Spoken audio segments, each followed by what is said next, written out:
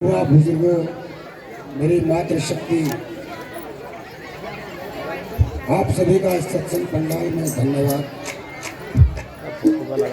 और ये जनेड़ी जो यहाँ के प्रबंधक महात्मा मिंटू दास जी का भी आभार व्यक्त करते हुए और यहाँ पर आए हुए सभी संतों महंतों का विनम्र अभिनंदन नमन। और हमारे साथ में पहुंचे मूलचंद चौहान जी, इनको भी धन्यवाद।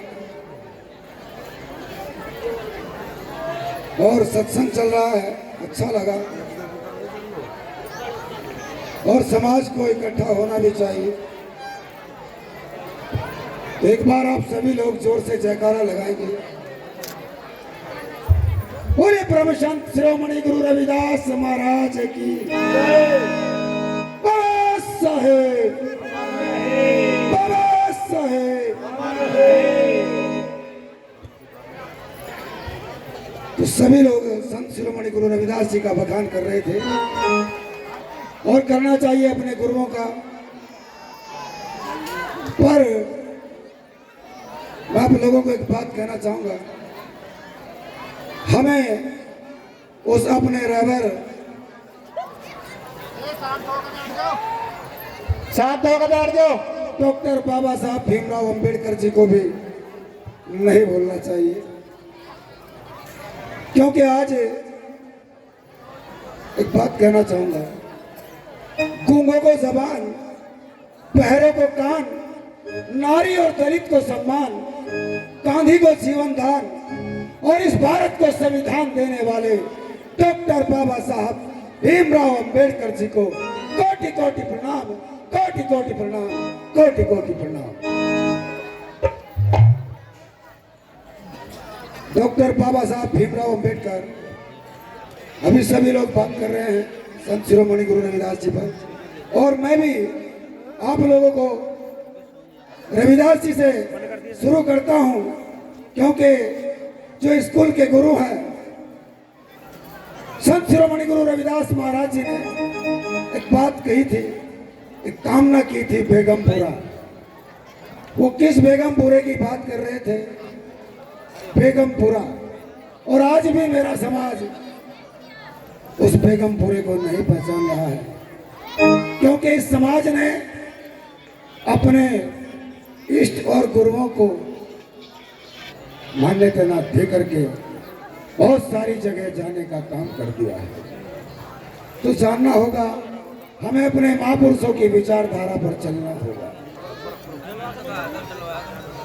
क्योंकि जो उन संतों महापुरुषों की जो विचारधारा रही है, इस मूल निवासी वर्ग में जन्मे संत शिरोमणि गुरु रविदास महाराज, ज्योतिबा फूले, पेरियर, रामास्वामी नायकर, ललित सिंह, सम्राट अशोक, गौतम बुद्धा, जिनको लाइट ऑफ एशिया कहते हैं।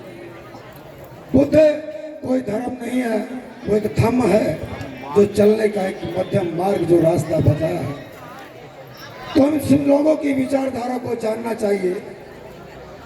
और ये जो विचारधारा है आज इस देश के अंदर, यहाँ जो विचारधारा चल रही है, दो प्रकार की विचारधारा है। एक मनोवाद की विचारधारा है और एक अंबेडकरवाद की विचारधारा। ये दोनों विचारधारा कभी आपस में मैच नहीं करती है। ये एक नदी के दो किनारे हैं। पानी है क्या? तो आज मेरे समाज के अंदर मैं लोगों को कहता हूं, आप अपने सत्संग में इकट्ठा होते हैं, बहुत अच्छी बात है, पर जब कहीं और लाइन दिखती है तो वहां भी आप ही लोग मिलते हो। ये एक शर्म की बात है, क्योंकि आपके कुल में, आपके घर में संत शिरोमणि गुरु रविदास महाराज पैदा हुए, जिन्होंने 650 साल पहले एक बात कही कि ऐसा चाहूं राज में मिले सबन को अन्न, छोट बड़ो सब सम बसे तो रैदास रही प्रसन्न। संत शिरोमणि गुरु रविदास महाराज जी ने उस समय जो बात की, वो कहीं भक्ति नहीं, वो क्रांति की बात कर रहे थे।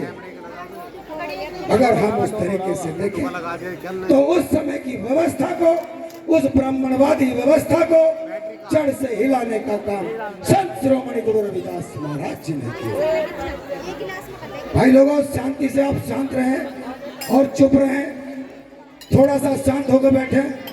ये मेरा समाज आज सत्संग भी कर रहा है और गा भी रहा है, ठीक है, अच्छा है, पर सबसे पहले हमें ये जानना होगा हमारी सभ्यता, संस्कृति, कल्चर और इतिहास क्या है। और अभी मूलचंद चौहान जी ने बताया, मैं लंकेश्वर बाबर, राष्ट्रीय अध्यक्ष, भारतीय मूल संस्कृति चेतना मिशन। भारतीय मूल संस्कृति चेतना मिशन एक अकेला संगठन जो पूरे भारत के अंदर केवल संस्कृति और सभ्यता पर काम करता है। और ये लंकेश्वर बाबा 2023 में, मैं क्योंकि अपने समाज के लोगों को देखता रहता हूं, क्योंकि मनुवादी व्यवस्था को जानते हैं, अगर इनसे अपने समाज का इतिहास पूछ लिया जाए तो उसको बिल्कुल भी नहीं जानते, क्योंकि समाज के इतिहास को जानना होगा जो संत शिरोमणि गुरु रविदास जी ने इशारा किया और जिस बीज को इस देश के अंदर, उस मनुवादी व्यवस्था के अंदर संत शिरोमणि गुरु रविदास जी ने बोया, उस बीज को वट वृक्ष बनाने का काम डॉक्टर बाबा साहब भीमराव अम्बेडकर ने किया। डॉक्टर बाबा साहब भीमराव अम्बेडकर, वो कहा कि भीम जैसा सूरज अगर निकला ना होता तो जीवन में तुम्हारे ये उजाला ना होता। मर गए होते जुल्म सहते सहते अगर माँ भीमा का लाल तुम्हारा रखवाला ना होता। तो सबसे पहले मेरे समाज को डॉक्टर बाबा साहब अम्बेडकर ने कहा, शिक्षित बने, संगठित रहें और संघर्ष करें। आज मेरे समाज के अंदर शिक्षा का अभाव है। आज पंडाल में जितने लोग बैठे हैं, युवा बुजुर्ग को तो मैं नहीं कहूंगा, पर जो युवा वर्ग के लोग बैठे हैं, मेरी मातृशक्ति, इनमें युवा जो बालिकाएं बैठी हैं, मेरा उनसे भी एक सवाल रहेगा। आप शिक्षा के आधार बहुत पीछे आ गए हैं। कैसे पीछे आ गए हैं? क्योंकि आज इस देश के अंदर मिड डे मील चला करके आपकी शिक्षा को हनन करने का काम भी इस देश के अंदर चल रहा है। ये समझ, पहले बच्चा जब स्कूल जाता था तो माँ बाप कहते थे कि बेटा तेरी तख्ती और स्लेट रह गई है, इसको स्कूल में लेके जाओ। पर आज बच्चा जब स्कूल से आता है और स्कूल जाता है तो माँ बाप क्या कहते हैं कि बेटा तेरी चम्मच और प्लेट रह गई है, इसको भी लेके जाओ। पहले बच्चा जब स्कूल से पढ़ के आता था तो माँ बाप कहते थे कि बेटा आज स्कूल में क्या पढ़ाया है और क्या लिखवाया है। आज बच्चा जब स्कूल से घर आता है तो माँ बाप पूछते हैं कि बेटा आज स्कूल में क्या बनाया है और क्या खाया है। शिक्षा नहीं पूछी है, तो शिक्षा का आधार खत्म कर दिया गया है। आज एनसीईआरटी के तहत जो सिलेबस पढ़ाया जाता है वो भी जानना होगा। NCERT, national council education research and training, आज इसके अकॉर्डिंग आपके बच्चों को शिक्षा दी जाती है। शिक्षा वो शेरनी का दूध है, जो पीता है वही दौड़ता है। इसीलिए डॉक्टर बाबा साहब अम्बेडकर ने कहा, आप अपने बच्चों को कलम पकड़ाएं, हथियार नहीं, क्योंकि हजारों तलवारों से ज्यादा ताकत एक कलम में होती है। इसीलिए मेरे समाज को सबसे पहले शिक्षित होना होगा। जो समाज शिक्षित हो जाता है उसकी नस्लें विकसित हो जाती है, क्योंकि शिक्षा के आधार पर ही आप इस देश के अंदर शासक वर्ग बन सकते हैं। ये जानना, आज आज मेरे समाज के लोग कहते हैं कि हमें नौकरी नहीं मिलती है। मैं अपने समाज के युवा बालिकाएं इनसे पूछना चाहता हूं कि आपने जिस दिन MBBS, UPSC, IIT ये 3 एग्जाम जिस दिन इस देश के अंदर निकालने शुरू कर दिए, उस दिन इस समाज को वो ताकत मिलेगी और आपकी नस्लें सर्व संपन्न हो जाएगी। डॉक्टर बाबा साहब अंबेडकर ने आपके लिए वो जीवन न्यौछावर कर दिया, बलिदान कर दिया इस जीवन का। डॉक्टर बाबा साहब अंबेडकर ने अपने बच्चों की कुर्बानी दे दी, ये जानना होगा। मैं 2023 में मैं हरिद्वार देखता हूं, लोग मेरे समाज के लोग कावड़ लेके जाते हैं और मैंने उनको देख करके 2023 में मैंने एक स्टार्टिंग किया। मैं हरिद्वार से पैदल चलकर दादर मुंबई पहुंचने का काम किया। 2 महीने 6 दिन का सफर मुझे पैदल तय करना पड़ा। डॉक्टर बाबा साहब भीमराव अंबेडकर की समाधि दादर मुंबई के अंदर बनी हुई है। तो मैं अपने समाज के लोगों को यह कहना चाहता हूं, उस बाप का दिया हुआ खाते हो तो उसको जानना होगा।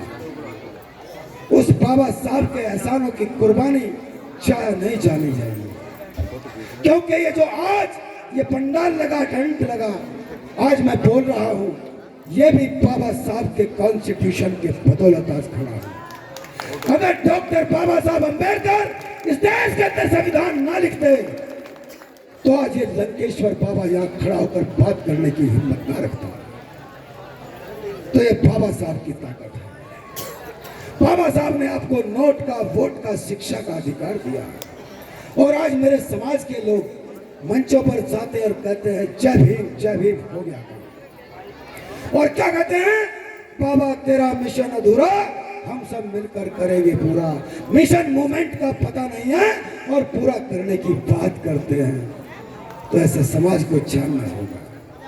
डॉक्टर बाबा साहब भीमराव अंबेडकर, कितने बच्चे थे उनके? कितने बच्चे थे? डॉक्टर बाबा साहब भीमराव अंबेडकर जी के 5 बच्चे थे, जिनमें से उनके 4 बच्चे एक्सपायर हो गए थे। उनका एक बेटा था गंगाधर। बाबा साहब एक मीटिंग से लौटते हैं और उनके सब बच्चे बिना दवाई के मर गए। तो मीटिंग से जब लौटे, गंगाधर बीमार था। पड़ोसी आके कहते हैं, हे बाबा साहब, आपका बेटा मर गया बिना दवाई के। तो बाबा साहब अंबेडकर को कहा कि इस बच्चे के कफन के लिए पैसे दे दो। डॉक्टर बाबा साहब भीमराव अंबेडकर के पास उसको कफन के पैसे नहीं थे। माता रमाबाई अंबेडकर ने अपनी आधी साड़ी को फाड़कर उस बच्चे को दफनाने का काम किया। वो कुर्बानी कर गए डॉक्टर बाबा साहब भीमराव अंबेडकर इस समाज के लिए। दूसरा बच्चा जो गंगाधर के बाद जो एक सबसे छोटा बेटा था, उसका नाम था राजरतन। वो कहते थे कि ये राजरतन इस देश के ऊपर राज करेगा। तो गंगाधर मरने के बावजूद आखिर जिस वोट की बदौलत आज ये समाज छाती तान कर चलता है, अच्छे अच्छे नेता और अभिनेता आपके चरणों में झुक जाते हैं। तो डॉक्टर बाबा साहब अंबेडकर जी को 1 मिनट का समय लेता हूं, उसके बाद अपनी वाणी को विराम देता हूं। डॉक्टर बाबा साहब अंबेडकर जी को गोलमेज कॉन्फ्रेंस पहुंचना था आपके वोट के अधिकार के लिए, और उस दिन में उनका एक बेटा मर गया जिसका नाम था राजरतन। तो नानक चंद रत्तू कहते हैं, अंबेडकर साहब कहाँ जा रहे हो, आपका बेटा राजरतन मर गया है। तो बाबा साहब अंबेडकर कुछ देर के लिए शांत होते हैं और वो एक बात कहते हैं कि आज मेरा एक राजरतन मरा है, अगर मैं यहाँ रुक गया तो मेरे लाखों करोड़ों राजरतन घर से बेघर हो जाएंगे, बदतर हो जाएंगे और बर्बाद हो जाएंगे। और इसी के साथ मैं अपनी वाणी को विराम देना चाहूंगा और अपने समाज को एक बात कहूंगा कि आप सर्वप्रथम शिक्षित बने। अगर शिक्षा के लिए आपको अपने घर की थाली भी बेचनी पड़े तो बेच देना, अपने बच्चों को शिक्षित जरूर करना। और इसी के लिए वो कहा कि मां भारती की गोद का अरमान था अंबेडकर, नीतिवानों में कुशल श्रीमान था अंबेडकर, इस देश की निराली शान था अंबेडकर, दलित और पिछड़ों की यारो जान था अंबेडकर, पर हिंदुओं के देश में हिंदू न था अंबेडकर, हिंदू न था अंबेडकर, हिंदू न था अंबेडकर। इसी के साथ मेरा जय भीम, जय संविधान, नमो बुद्धाय, जय काशीराम, बोलिए परम संत शिरोमणि गुरु रविदास महाराज की जय।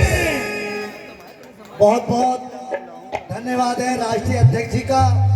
अभी आपके बीच में हमारे